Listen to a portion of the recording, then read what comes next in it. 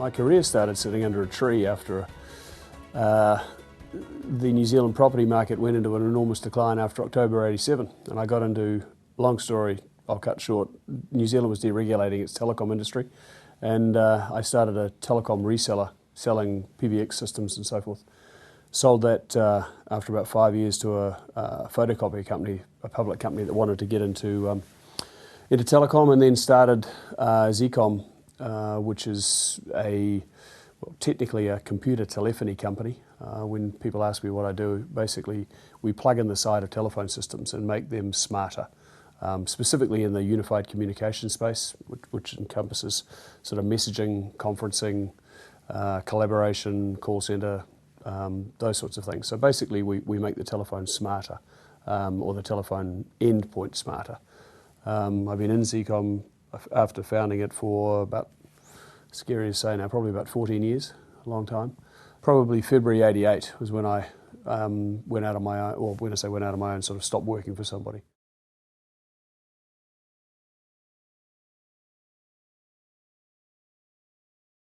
Well, these days we all have many forms of communication that we deal with. I mean, there's the telephone, there's the cell phone, we might IM people, we might do a bit of internal chat inside our own organisations.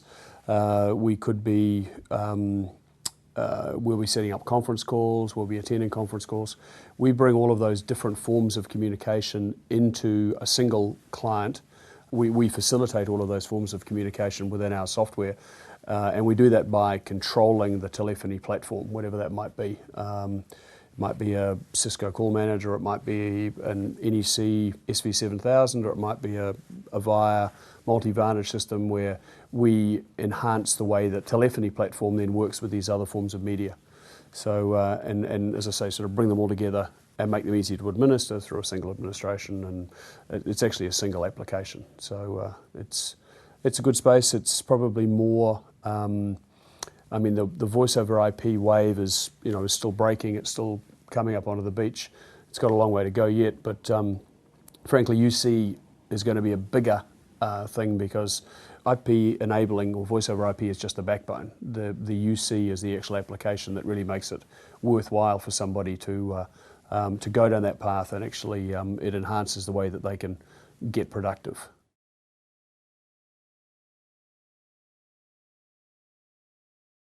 I guess first and foremost, you've got to say we're trying to provide reasonable returns to our shareholders. I mean, the fundamental is probably there. The values that we have, fun and making money. In fact, we used to think we were quite unique saying that, and now it's a very common sort of comment in terms of values. Our objective is to grow. Profitable revenue growth is our overall objective. I realise I'm not necessarily answering your mission question, but the various components, I guess that I'm trying to touch on. We are we're in 24 countries now. We've got about 2,500 sites. We are in 3 languages. But we're also, having said that, fairly focused on the English markets. We particularly like the American market, some of the Asian markets, and obviously Australia, New Zealand, which is sort of our pedigree, UK. But so our mission is to profitably grow the business, providing shareholder value back to the shareholders, and provide a fun and enjoyable place for people to work.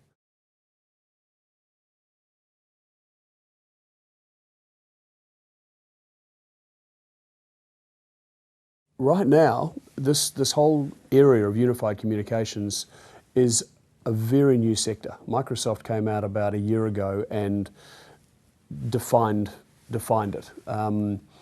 And they define it more from the collaboration and documentary side, where they're and less voice-centric side. The voice industry, then sort of latched onto this thing and this new concept and went, gee, so that means I've got to pull my conferencing application and my call center application and my console application and this concept of presence. And presence is like we see, like most people are used to with IM, when you're sort of offline or online. We take it quite a way further, and we actually monitor your keyboard, monitor your mouse, monitor your telephone, and provide rich presence. So, for instance, when I'm down in New Zealand, I get up pretty early when I'm doing my American work, and I can click onto my presence page and I can see what my 30-odd staff in the US are doing, like whether if they're at their desk, if they've touched one of those devices in the last 5 minutes or whatever set it's at, there's a little star. So I know that I can contact those people then. So this sector made up of all of these elements, and specifically presence, is brand new, and all of our competitors, the Avayas, the Ciscos, the Nortels, Microsoft themselves, actually Microsoft are coming right at it from scratch, so they're in a different case, but all of our other competitors have all of these applications, but they have them in different applications. So they're trying to bring all of these silos of code together. And so our advantage right now is we've always developed a single product, a single code base.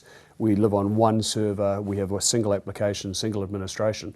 So at the moment, and I stress at the moment because everybody's trying pretty hard right now to catch up, we've got a very strong and interesting position with, which was a bit of an accident, as I'm inferring, that we have all of these things in one place at one time.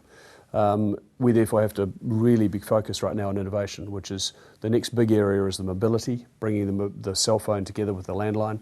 I mean, the boundary between those two devices is disappearing, and that's a big area of innovation for us right now. So we've got to continue to innovate the product.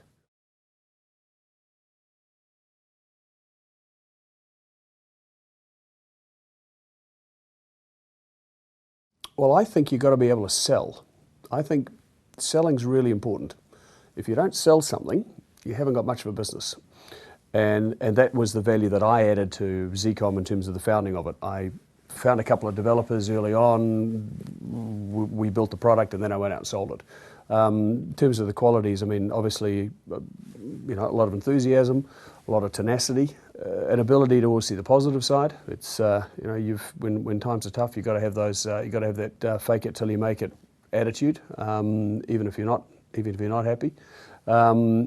You've got to have the ability to pick good people. I mean, as I do this for longer and longer, I realise that really my team is the best assets of the company and the critical elements to it. But yeah, fundamentally, I think if you haven't got the skill of selling, get it fast. So if you're a technical guy or girl, you need to show the revenue model. You need to prove it that it can, that whatever the technology is has got legs, and in terms of its ability to make a dollar.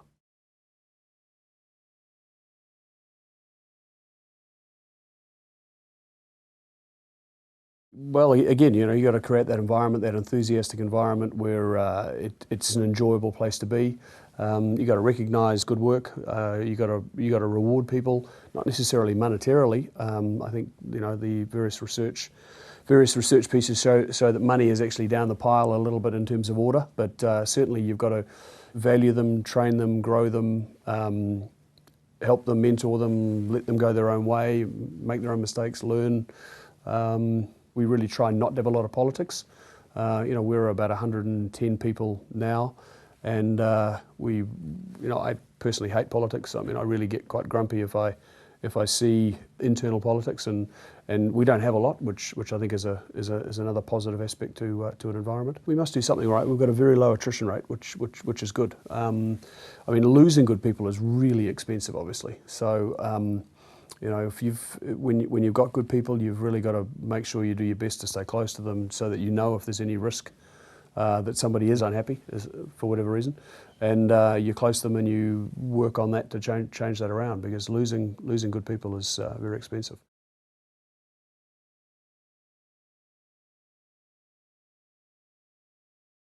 Originally, as I say, I'd sold my previous business, so I was reasonably. I had the money to start the second business. Of course, you want to put in as little as you can, which is why it's important that you sell something. So initially, no, not a problem.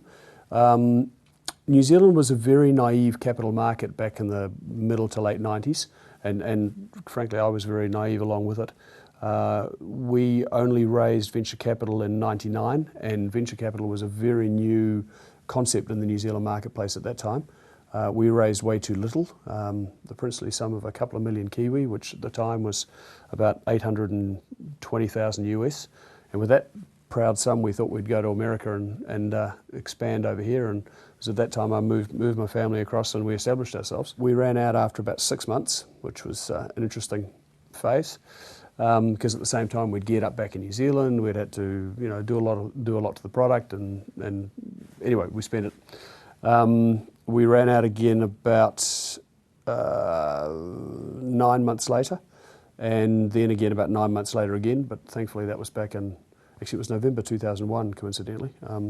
We were raising right around September 11, and on September 14th the VC rang up and said, look, good news, we're prepared to invest, but we want to halve the valuation, which wasn't quite such good news. But thankfully I had a backup with one of my existing VCs. So we were kind of lucky. We were just on the tail of the VC almost boom. There was a lot of capital around the very late 90s, early 2000. And I used to say to people, to New Zealanders when I was talking about moving to the States, look, it's a gold rush. I'm not sure whether the gold's going to run out yet, or we don't know. And unfortunately the gold did run out for quite a while. That late 2000, 2001 wasn't a very happy time. So we were a bit lucky. And as I say, we haven't raised anything since November 2001.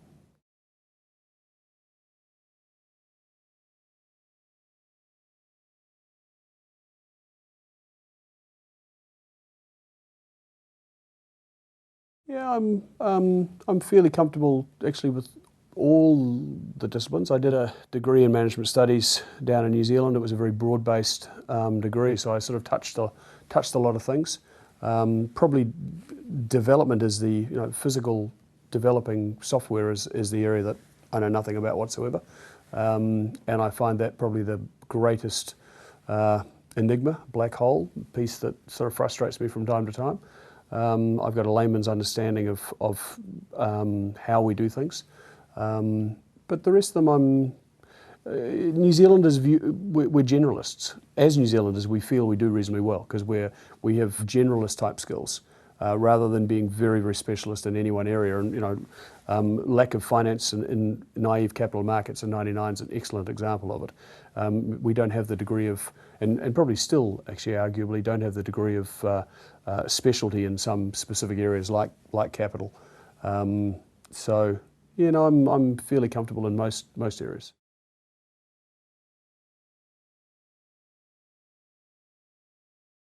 Well, the bit that always occupies your time are the people.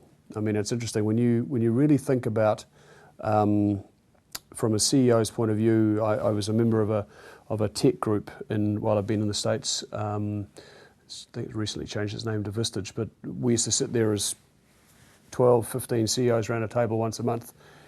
Every big issue we answered in the afternoons was relating to our people. Most CEOs hire too fast and they fire too slow, and therefore you get problems. So people issues are probably the greatest internal problems, I think. When I say people, keeping good people or dealing with bad people.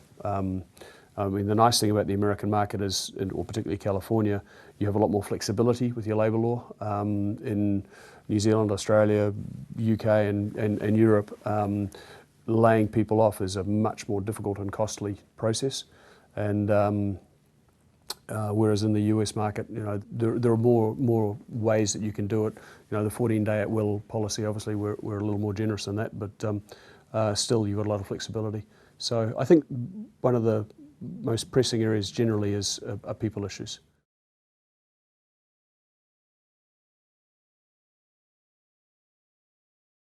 Try to be good fence builders at the top of the cliff rather than the ambulance drivers at the bottom. That's what we concentrate on. We concentrate on preventative customer service, proactive customer service. I mean, I think the fundamental technique with customer service is stay in communication. If you're calling a customer on a regular basis and saying, look, we haven't actually fixed that problem, sorted that out, whatever it might be, but if you're the one doing the proactive call, you get a lot more latitude in terms of how long you can leave something hanging out there. There's a lot of fence building and proactive communication. It's, when there's silence and finally the customer rings you up and says, look, what's going on? Where are we at? They're at the point of frustration that they've jumped off the cliff and they're on the ground and you're in ambulance driving mode. So that's no fun. So we are trying to do more and more proactive service. and my sort of little line on that is 90% of customer service is communication. It's all about communicating.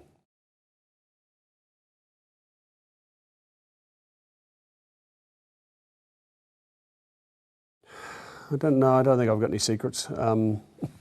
Lists, A, B's and C's. Forget the C's. I get up, as I said before, I get up very early I spend probably 40% of my time in the US and 60% of my time in New Zealand. I get up at about 5:30 in the morning and do my American business early. I certainly find that I'm getting more done in the day by starting a lot earlier, although you do tend to drag it on a bit later on as well when all the New Zealanders know you're actually in the country and they can call you. But no, I don't think I have any. I don't think I have a secret. Don't procrastinate. Probably that'd be my only real one. I mean, you look at something, if it stays on your list for too long, either get it off or just do it. That Nike phrase is a great phrase. Just do it.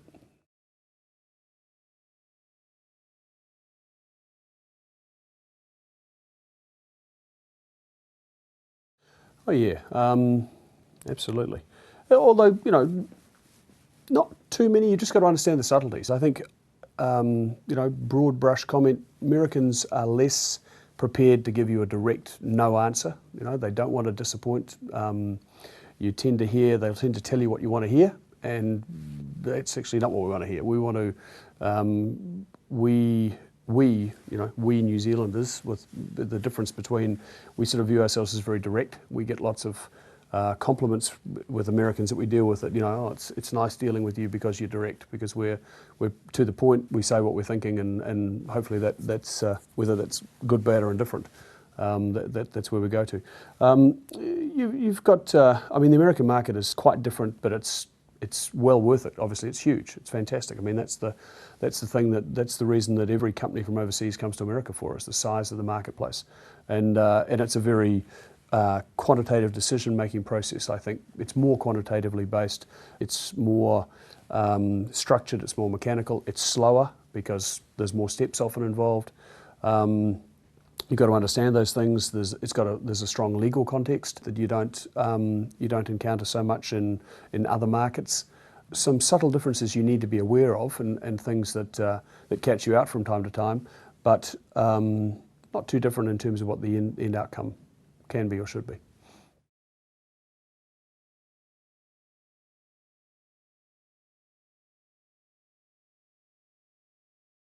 Yeah, not so much intercultural, but more sort of them and us. You definitely get where the parent, where the corporate vehicle, is outside of the US. We definitely see the American staff, and including our New Zealand we've only got, of our 30-odd staff we've got in the US, we've got 3 or 4 New Zealanders.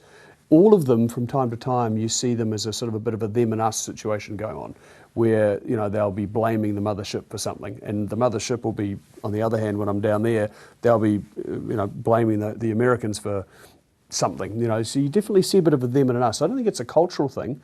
Probably the only cultural element that I think I've observed is that, and again, this is very specific to New Zealand and Australians, and I've observed this firsthand. Authority in New Zealand and Australia doesn't matter. Your boss really doesn't matter. He or she can tell you to do anything, and that doesn't mean you're going to do it. Because Kiwis and New Zealanders will sit there and go, forget it, I'm not doing that. And the American will come back a day later or a week later and go, why didn't you do it? Well, I just didn't. Well, why not? Well, I think it's a dumb idea. What do you mean? I'm your boss. I don't care. I'll leave. Whereas the American model, as I observed, much more hierarchical, much more authority counts, and even without the respect.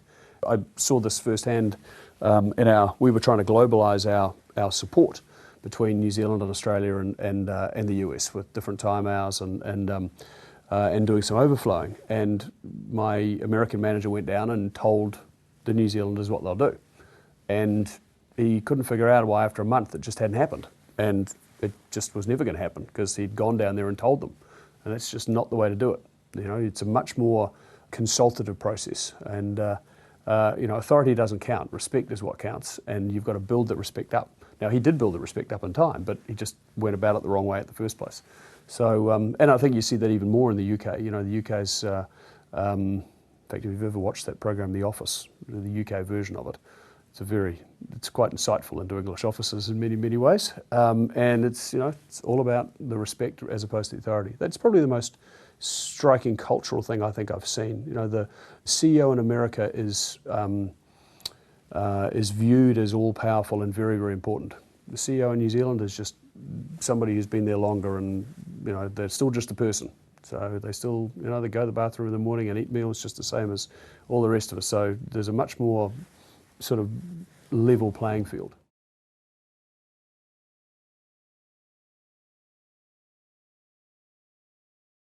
Well, it obviously depends on the scale. I mean, if I do a thing inside the company called From the Top, which is it's a company-wide information bulletin that we do. I do it at fairly irregular intervals, but never less than a month, where I sort of go and do a bit of an update to everybody. I used to do it by email, and just lately, actually using our own technology, I now do it by voice. I've got a new, more electronically orientated VP of marketing now, and we're just about to put it into a podcast with video as well. And the reaction from the spoken word is a lot better than the written word, I find, for internal communications on an overall scale.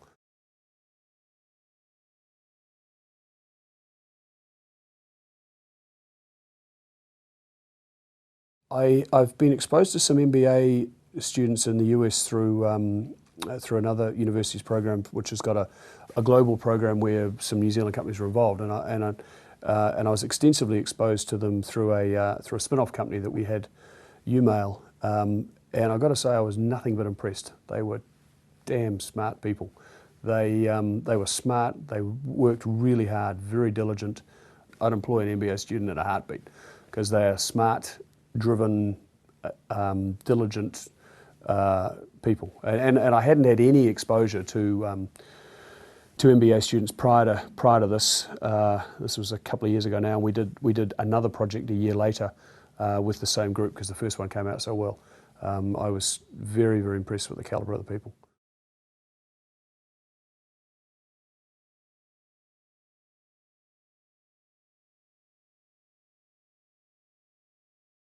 Probably the biggest challenge is getting, and we haven't overcome it, although we're working very hard on it right now. The greatest challenge we have is we're an unknown. We don't have the funding with a focus on profit. We don't have the ability to just spend money on marketing ourselves and build up a brand.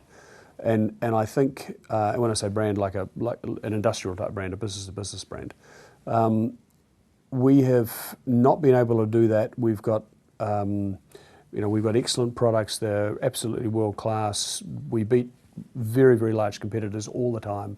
But the problem is we haven't got the money to actually tell people. Again, with this rollout or this emergence of this UC marketplace in the last year, we're sort of renewed our efforts in this area. We're doing a very broad-based marketing push campaign through analysts, through trade, through articles, PR, conferences, speaking venues. We're really working very hard to tell more of the market about what we have. So I don't know whether we've in fact, we have not succeeded at that yet, but I think that's our biggest challenge. We have a goal to be sort of named within the top 3 or 4 UC providers amongst some very large companies like, as I said before, Microsoft and Cisco, Avaya, Nortel. We want to be named in that same group of companies, and with the product we've got, there's no reason why we can't be. So we're really focusing on that pretty hard.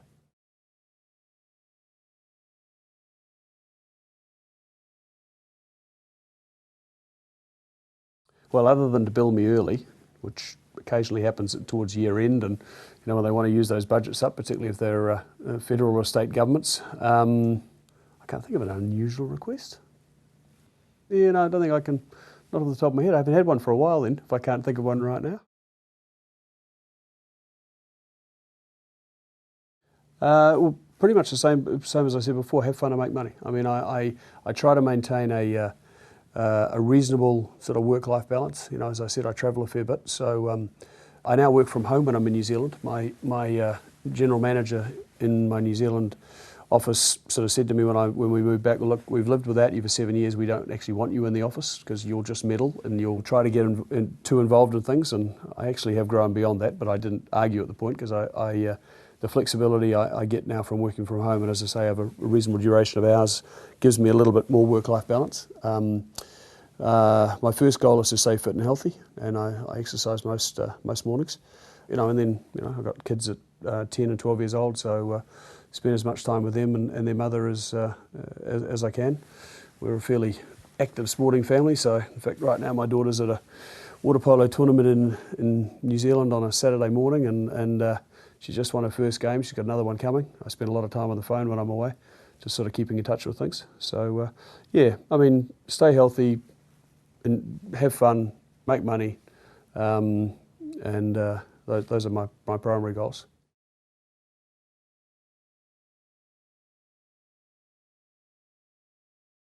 Well, there was a New Zealand guy called Peter Blake, who was a very famous, certainly in our part of the world, yachtsman, who won a couple of around the world yacht races, and he was actually killed by pirates off the South American coast about 3 years ago. He had a lot of very good attributes that I certainly liked and would aspire to. Shackleton did an amazing job, from both from an explorer's point of view, and also there's some very interesting management books written around his management style.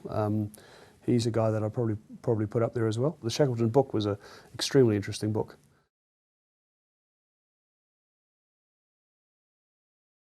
Right now, Jim Collins.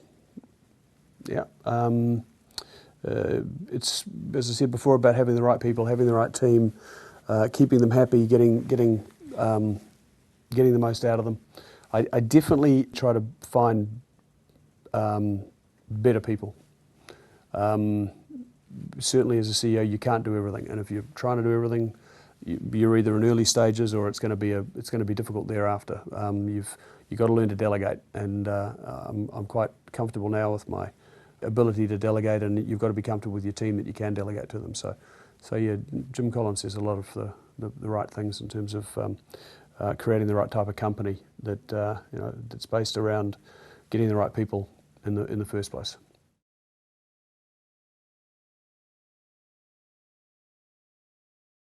I played a fairly reasonable level of rugby when I was at high school and university. That's going back a little way now, but that was pretty good. Probably selling my first business was selling a business is nice from a personal point of view. Obviously, financially, it should be good.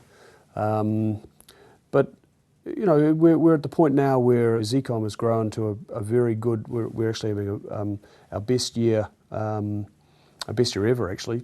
Well, I guess every year should be a record, but it's going very well at the moment. CEOs can definitely go from either month by month or quarter to quarter, when you're either a hero and then you're back to zero again, and you've got to start and do it again. And life's not that much fun when you're under pressure and you're not actually making those numbers, because that's certainly a fairly fundamental part of what you're trying to do. So we haven't had that sort of pressure lately because things have financially gone well. It certainly makes for a bit more fun, but it's probably not a single moment.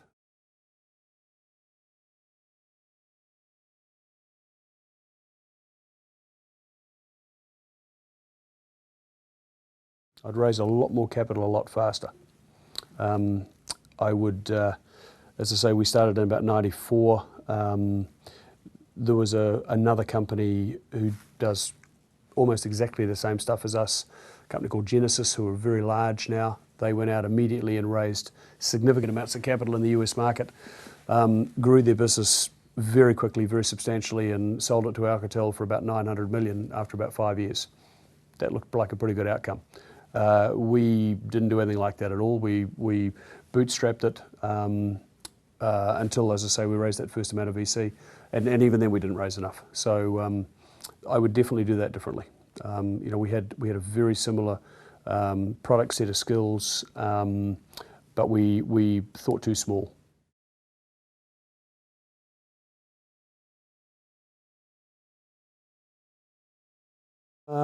Well, coming back to my comments before about being a generalist, you need to have a fundamental understanding in a lot of areas. It's difficult to build a good enough team immediately to make up for shortfalls if you're a real specialist. So having a general amount of experience both academically and pragmatically, I think are very good things. And you know, if you have got those gaps, that's when you need to go and find the other sorts of people that will complement you. And then, as I say, look for the best quality people you can find. You can certainly see why when executives change roles, they then tend to go and bring their old team with them very often, because it's all about the people.